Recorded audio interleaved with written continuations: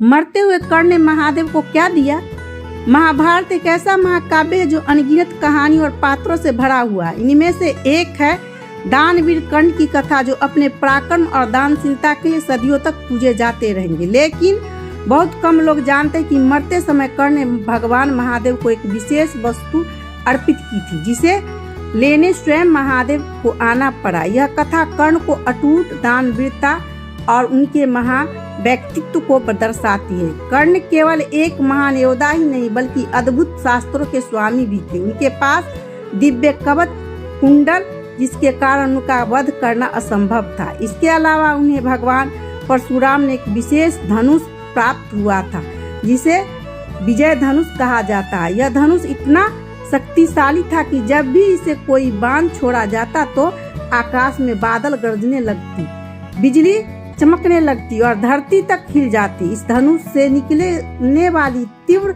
रोशनी इतनी तेज होती थी कि शत्रु सेना अंधी हो जाती थी। विजय धनुष इतना शक्तिशाली था कि इसे प्रत्युषा को काटा नहीं जा सकता था, और जब इस धनुष ने कोई तीर छोड़ा जाता तो उसे गति कई गुना बढ़ जाती थी। यह धनुष किसी भी योद्धा को पराजय बना सकता था। भगवान श्री कृष्ण ने एक बार अर्जुन से कहा था कि जब तक कर्ण के हाथ में विजय धनुष है तब तक कोई भी योद्धा, चाहे देवता हो, असुर हो या तीनों लोक के योद्धा हो, कर्ण को परास्त नहीं कर सकते। इसलिए श्री कृष्ण जानते थे कि यदि कर्ण युद्ध में विजय धनुष का उपयोग करता तो अर्जुन के लिए उसे हारना संभव हो जाता। लेकिन कर्ण एक आत्मसम्मानी योद्धा थे जो अपनी धनु विद्या पर विश्वास रखते थे, इसलिए उन्होंने इस धनुष का बहुत कम उपयोग किया। कुरुक्षेत्र युद्ध के 17वें दिन जब कर्ण और अर्जुन आमने सामने हुए तब कर्ण को पहली बार विजय धनुष का उपयोग करना पड़ा। उस दिन कौरव सेना पांडव सेना पर बहुत भारी पड़ रही थी। जब कर्ण ने विजय धनुष को उठाया, इसका प्रयोग किया तो उसने पांडवों की सेना से भयंकर तबाही मचा दी। कोई भी योद्धा उसके सामने टिक नहीं पा रहा था। लेकिन युद्ध के दौरान कर्ण के रथ का पहिया अचानक धरती में धंस गया।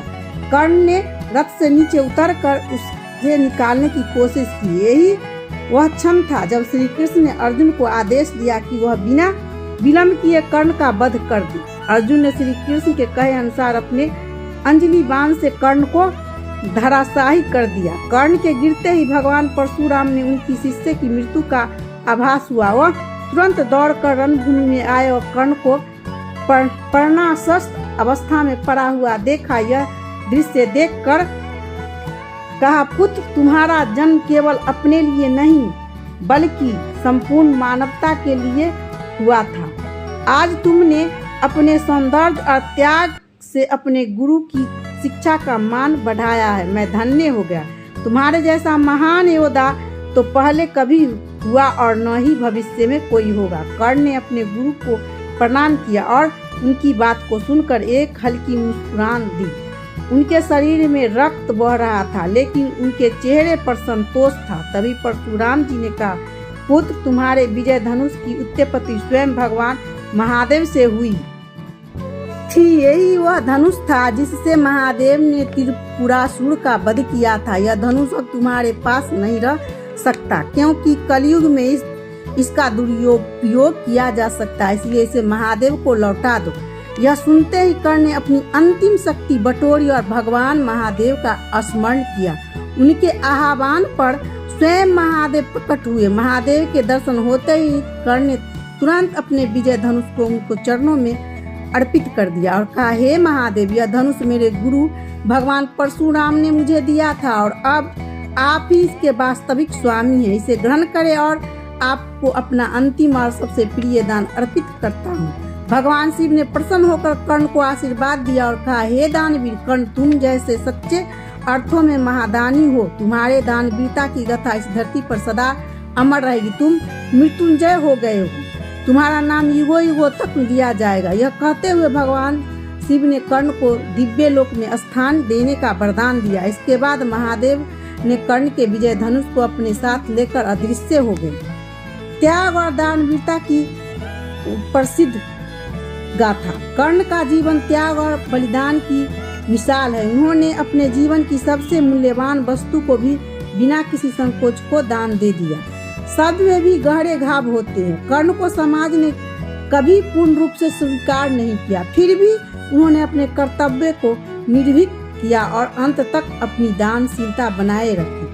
शक्ति का अहंकार नहीं, उपयोग महत्वपूर्ण है। कर्ण के पास विजय धनुष था, लेकिन उन्होंने इसे हमेशा समय से उपयोग किया। शक्ति का ही सही समय पर उपयोग करना ही सच्ची वीरता है। इस कथा से हमें यह पता चलता है कि कर्ण केवल एक योद्धा ही नहीं बल्कि एक सच्चे नायक थे। उन्होंने हर स्थिति में अपने धर्म और कर्तव्य का पालन किया। उनका जीवन एक प्रेरणा है कि कोई व्यक्ति अपने कर्मों से महान बनता है, न कि जन्म से। दोस्तों, यह कथा आपको कैसी लगी हमें कमेंट में अवश्य बताएं, और अगर आपको यह कहानी पसंद आई हो तो जय श्री कृष्ण जरूर लिखें।